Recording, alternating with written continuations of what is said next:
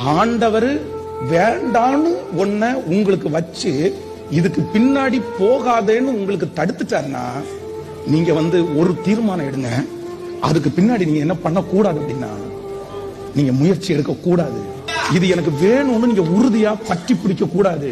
இல்ல இது இல்லாம நான் வாழ மாட்டேன்னு நீங்க சொல்லக்கூடாது.